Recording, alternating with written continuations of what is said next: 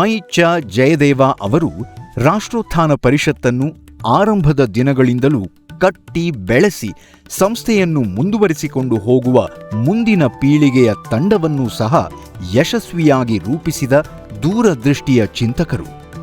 ಆತ್ಮ ಅಥವಾ ಪ್ರಾಣ ಶೇಷಾದಿಗಳು ಮಧುರಾಯರು ಅಥವಾ ಯೋಧರಾಜರು ಕೊಟ್ಟರೆ ಅದಕ್ಕೆ ಆ ದೇಹ ಸ್ವರೂಪವನ್ನು, ಇದಕ್ಕೊಂದು ದೇಹ ಸ್ವರೂಪವನ್ನು ಕೊಟ್ಟವರು ಜೈನ. ಆತ್ಮಕ್ಕೊಂದು ದೇಹ ಬೇಕಲ್ಲ, ಆ ದೇಹವನ್ನು ಯಾವ ರೀತಿ ಇದು ಮುಂದೆ ಇರಬೇಕು, ದೂರದೃಷ್ಟಿತ್ವ ಹೇಗೆ, ಆರ್ಥಿಕ ಸಂಪನ್ಮೂಲಗಳು ಹೇಗೆ, ನಿರಂತರವಾಗಿ ಈ ಸಂಸ್ಥೆ ನಡೆಯುವುದಕ್ಕೆ ಮೇಲ್ಪಂಕ್ತಿ ಹೇಗೆ, ಎಂತೆಂಥ ಕಾರ್ಯಕರ್ತರು ಬೇಕು, ಆ ಕಾರ್ಯಕರ್ತರ ಜೀವನ ಶೈಲಿ ಹೇಗಿರಬೇಕು, ಅವರ ಜೀವನದಿಂದ ಹೇಗೆ ಈ ಸಂಸ್ಥೆ ಬೆಳೀಬೇಕು, ಇದನ್ನು ಒಂದು ದೃಷ್ಟಿ ಕೊಟ್ಟವರು ಜಯದೇವರು. ಅವ್ರ ಸ್ವಂತ ಜೀವನದಿಂದ ಸ್ವಂತಕ್ಕೋಸ್ಕರ ಬದುಕಲೇ ಇಲ್ಲ, ಅವರು ಸಮಾಜಕ್ಕೋಸ್ಕರ ಬದುಕು ಈ ರಾಷ್ಟ್ರೋತ್ಥಾನಕ್ಕೆ ಈ ಒಂದು ಭವ್ಯವಾದಂತಹ ಅಡಿಪಾಯವನ್ನು, ಫೌಂಡೇಶನ್, ಸ್ಟ್ರಾಂಗ್ ಫೌಂಡೇಶನ್, ಅದರಲ್ಲಿ ವಿದ್ ವ್ಯಾಲ್ಯೂ, ವಿದ್ ಮೇಲ್ಪಂಕ್ತಿ, ಅವರ ಜೀವನದನೇ ಆದರ್ಶ. ಬಿಗಿ ಅಂದರೆ ಬಿಗಿ. ಅವ್ರಿಗೆ 60ನೇ ವರ್ಷದ ಒಂದು ಕಾರ್ಯಕ್ರಮ ಮಾಡಬೇಕು ಅಂದಾಗ ಅವ್ರು ಒಪ್ಪಲೇ ಇಲ್ಲ. ಒಬ್ಬ ವ್ಯಕ್ತಿ ಜೀವನ ಸಮಾಜ ಜೀವನದಲ್ಲಿ ಬೆರೆತಾಗ ಅವನ ವ್ಯಕ್ತಿ ಪ್ರತಿಷ್ಠೆ, ವ್ಯಕ್ತಿ ಗೌರವ ಇದು ಅವಶ್ಯಕತೆಯೇ ಇಲ್ಲ ಅಂತ.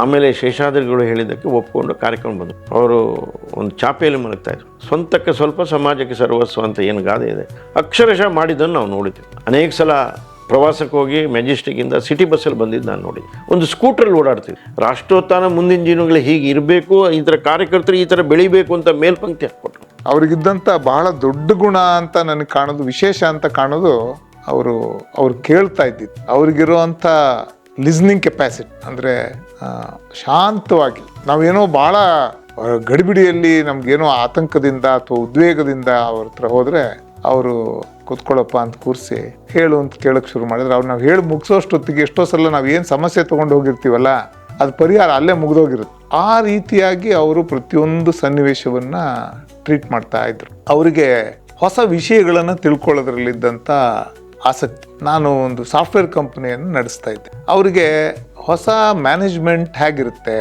ಈ ಸಾಫ್ಟ್ವೇರ್ ಕಂಪ್ನಿಗಳು ಹೇಗೆ ನಡೆಯುತ್ತೆ, ನೀವೇನು ಕೆಲಸ ಮಾಡ್ತೀರಾ, ನಿಮ್ದೇನು ನೀವು ಏನೋ ಸಾಫ್ಟ್ವೇರ್ ಡಿಸೈನ್ ಅಂದರೆ ಹೆಂಗಿರುತ್ತೆ, ಸಾಫ್ಟ್ವೇರ್ ಅಂದರೆ ಏನು, ಪ್ರೋಗ್ರಾಮಿಂಗ್ ಅಂದರೆ ಏನು, ಅಂದರೆ ಎಲ್ಲ ವಿಷಯಗಳನ್ನು ಅವ್ರಿಗೆ ತಿಳ್ಕೊಳ್ಳೋದ್ರ ಬಗ್ಗೆ ಒಂದು ಆಸಕ್ತಿ. ಒಂದ್ಸಲ ಹೇಳಿದ್ರು, ನಿಮ್ಮ ಆಫೀಸಿಗೆ ಒಂದ್ಸಲ ಕರ್ಕೊಂಡೋಗೇನು. ಸರಿ ಅಂತ ನಾವು ನಮ್ಮ ಆಫೀಸಿಗೆ ಕರ್ಕೊಂಡೋಗಿ ಅವ್ರಿಗೆ ನಾವು ಏನೇನು ಮಾಡ್ತೀವಿ, ಕಂಪ್ಯೂಟರ್ ಅಂದರೆ ಏನು, ಸಾಫ್ಟ್ವೇರ್ ಅಂದರೆ ಏನು, ನಾವು ಲ್ಯಾಬ್ಗಳನ್ನು ಬಿಲ್ಡ್ ಮಾಡಿದ್ವಿ, ಟೆಸ್ಟಿಂಗ್ ಲ್ಯಾಬ್ಗಳನ್ನು. ಆ ಲ್ಯಾಬ್ಗೆಲ್ಲ ಬಂದು ಏನು ಟೆಸ್ಟ್ ಮಾಡ್ತೀರಾ, ನೀವು ಫೋನ್ನಲ್ಲಿ ಏನು ಅಲ್ಲಿರೋ ಬ್ಯಾಂಡ್ ವಿಡ್ತ್ ಚೆಕ್ ಮಾಡ್ತೀರಾ ಅಥವಾ ಪ್ರೋಟೋಕಾಲ್ಸ್ನ ವೆರಿಫೈ ಮಾಡ್ತೀರಾ, ಅದು ಹೆಂಗೆ ಅಲ್ಟಿಮೇಟಾಗಿ ಪ್ರಾಡಕ್ಟ್ ಮೇಲೆ ಇಂಪ್ಯಾಕ್ಟ್ ಆಗುತ್ತೆ, ಪ್ರಾಡಕ್ಟ್ ಡಿಸೈನ್ನಲ್ಲಿ ನೀವು ಗೂಗಲ್ ಜೊತೆಗೋ ಮೈಕ್ರೋಸಾಫ್ಟ್ ಜೊತೆಗೋ ಅಥವಾ ಕ್ವಾಲ್ಕಾಮ್ ಜೊತೆಗೋ ಯಾವ ರೀತಿ ಕೆಲಸ ಮಾಡ್ತಾರೆ. ಅಂದರೆ ಅವರು ಪ್ರತಿಯೊಂದು ವಿಷಯ ತಿಳ್ಕೊಳ್ಳೋದ್ರಲ್ಲಿ ಅವ್ರಿಗಿದ್ದಂಥ ಆಸಕ್ತಿ ಇದೆಯಲ್ಲ, ಅದು ಭಾಳ ಅನುಪಮವಾದದ್ದು. ನಮ್ದು ಎಷ್ಟೋ ಕಾರ್ಯಕ್ರಮಗಳು, ವಿಶೇಷ ಪುಸ್ತಕ ಬಿಡುಗಡೆ ಇತ್ಯಾದಿ ಕಾರ್ಯಕ್ರಮಗಳು ಕೇಶವ ಶಿಲ್ಪದಲ್ಲಿ ಆಗ್ತಿರಲಿಲ್ಲ, ಬೇರೆ ಕಡೆ ನಡೆಯುವಂಥದ್ದು.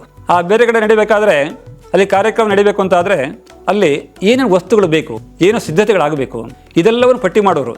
ಎಷ್ಟರ ಮಟ್ಟಿಗೆ ಪಟ್ಟಿ ಅಂದರೆ, ಒಂದು ಆ ಗುಂಡು ಪಿನ್ ಇರುತ್ತಲ್ಲ ಸೂಜಿ ಇದರಿಂದ, ಅದನ್ನು ಸಹಿತ ಲಿಸ್ಟಲ್ಲಿ ಬರೆಯೋರು. ಅಂದರೆ ಯಾವುದೇ ಸಂಗತಿಗಳು ಬಿಟ್ಟು ಹೋಗಬಾರ್ದು ಅಂತ. ಭಾರತೀಯ ಸಮಾರೋಪಾಯನ ಕಾರ್ಯಕ್ರಮ ನಡೆಯಿತು.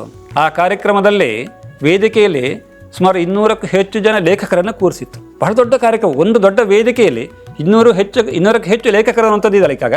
ಅದನ್ನು ಯಾರು ನಂಬಕ್ಕೆ ಸಾಧ್ಯ ಇಲ್ಲವೇ ಈಗಾಗ. ಆದರೆ ಈ ವ್ಯವಸ್ಥೆ ಮಾಡಿದವರು ಯಾರು? ಅದು ಜಯದೇವರು.